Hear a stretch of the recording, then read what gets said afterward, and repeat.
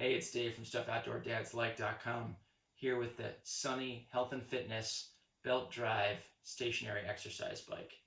This guy has been a lifesaver. I started using it this winter, got it in January of 2021. COVID, holler. So it was inside a lot, and I had a 6-month-old. So I wasn't really getting outside or getting anywhere else to ride. And I wanted to start getting back in shape because the dad weight had been piling on, and it was time to do something about it. So I needed something that was really convenient that I could do when I was home taking care of the kids, and my wife was at work, and they were napping. And this fit the bill perfectly. Let's talk about the big pluses. One, everybody is really into Peloton right now, which is great, and I'm all for that. But you know what Peloton bikes cost? Like $1,800. And you know what I didn't want to spend $1,800 on? A stationary bike. I wanted to spend that kind of money on upgrading my mountain bike, which you can view in another review, the 2019 Specialized Stump Jumper Expert 29. So check that out because it's a good one as well. But this bike put me in better shape, so when ride time came around in the spring, I was ready to hop on that new bad boy. This guy was like $379 on Amazon. It shipped to me within 5 days. Problem 2 with Peloton bikes. People were waiting 3 or 4 months. I wanted to ride now, and that's what this gave me the ability to do. So there's nothing fancy about this bike. I mean, it's fairly entry level. It has a belt drive, which I'm told is better. Someone had already purchased this bike that I knew, and they liked it, and so I didn't try to reinvent the wheel.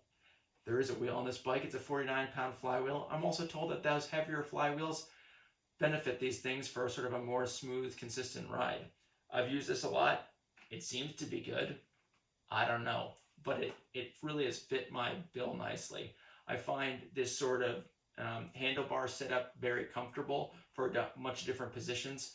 I have some bad knees from years of New England bump skiing, and so I was able to sort of reposition myself on the bars and then use the resistance wheel here to dial in the kind of workout I needed. There are a bunch of adjustments in terms of this seat, moving it forward and back and up and down, moving the handlebars up and down. So it didn't take long to dial it in. I think if you're on the edge of the spectrum in terms of height, either being short or tall, that might be a problem. There's only so much this distance can change, and if you move the seat back, you're not really in ideal position over the pedals. So I think that is one limiting factor, is there's obviously no ability to change your top tube length. Not that I think a lot of other bikes have that, but I think it's something to consider. Obviously, a trainer for someone who's got a road bike already is a very popular choice. But again, those are pretty expensive. One of the nice things about this is the front wheels that are down here make it really easy to slide around in my basement where I am now and reposition. It just doesn't take up a big footprint, which is nice because if you have kids, they take up a big footprint. A couple of additions. This is just a tablet mount from Amazon as well. I think it was like $15. There's a bunch of different options on there. This one, the only benefit of this is it hooks onto the bars and it fits an iPad Pro, which I already had. So that's the deal with this. It does come with flat pedals. They might have cages on them. I just switched them out for my SPDs, which I already had sitting around.